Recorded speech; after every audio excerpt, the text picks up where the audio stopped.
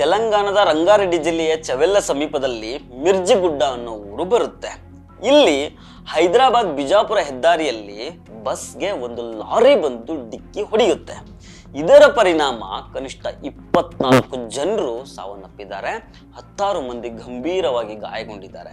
ಜಲ್ಲಿಕಲ್ಲನ್ನು ತುಂಬಿಕೊಂಡಿದ್ದ ಒಂದು ಟ್ರಕ್ಕು ವಿರುದ್ಧ ದಿಕ್ಕಿನಲ್ಲಿ ಬರ್ತಾ ಇದ್ದ ಬಸ್ಗೆ ಡಿಕ್ಕಿ ಹೊಡೆದಿದೆ.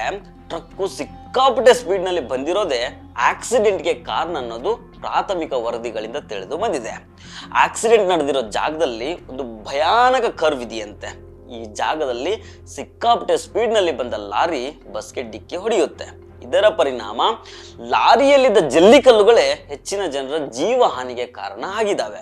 ಜಲ್ಲಿಕಲ್ಲುಗಳು ಏಕಾಏಕಿ ಬಸ್ನಲ್ಲಿದ್ದ ಪ್ರಯಾಣಿಕರ ಮೇಲೆ ಬಿದ್ದಿದ್ರಿಂದ ಹೆಚ್ಚಿನ ಪ್ರಯಾಣಿಕರು ಸಾವನ್ನಪ್ಪಿದ್ದಾರೆ.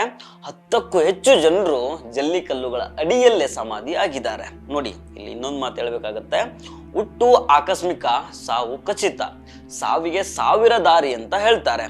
ಮನುಷ್ಯನಿಗೆ ಸಾವು ಇವತ್ತಲ್ಲ ನಾಳೆ ಅದು ಬರಲೇಬೇಕು. ಆದ್ರೆ ಆ ಸಾವು ಯಾವ ರೂಪದಲ್ಲಿ ಯಾವ ಹೊತ್ತಲ್ಲಿ ಹೇಗೆ ಬರುತ್ತೋ ಹೇಳೋದಿಕ್ಕೆ ಆಗೋದಿಲ್ಲ. 1 ವಾರದ ಹಿಂದಷ್ಟೇ ಕರ್ನೂಲ್ನಲ್ಲಿ ಬಸ್ಸು ಸುಟ್ಕೊಂಡೋಯ್ತು. ಯಾವನೊಬ್ಬ ಕುಡ್ಕೊಂಡು ಬಂದು ಬಿದ್ದಿದ್ದಕ್ಕೆ ಸುಮಾರು 20 ಜನರು ಜೀವಂತವಾಗಿ ದಹನ ಆದ್ರು. ಇದಾದ ಕೆಲವೇ ದಿನಗಳಲ್ಲಿ ಶ್ರೀಕಾಕುಳಂ ಜಿಲ್ಲೆಯ ಒಂದು ದೇವಸ್ಥಾನದಲ್ಲಿ ಸ್ಟ್ಯಾಂಪೇಡ್ ಆಯಿತು. 9 ಜನರು ಪ್ರಾಣ ಕಳೆದುಕೊಂಡ್ರು. ಈಗ ತೆಲಂಗಾಣದಲ್ಲಿ ಮತ್ತೊಂದು ಭೀಕರ ಆಕ್ಸಿಡೆಂಟ್.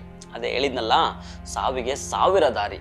ಯಾವ ರೂಪದಲ್ಲಿ ಯಾವ ಹೊತ್ತಲ್ಲಿ ಹೇಗೆ ಬೇಕಾದ್ರೂ ಬರ್ಬೋದು.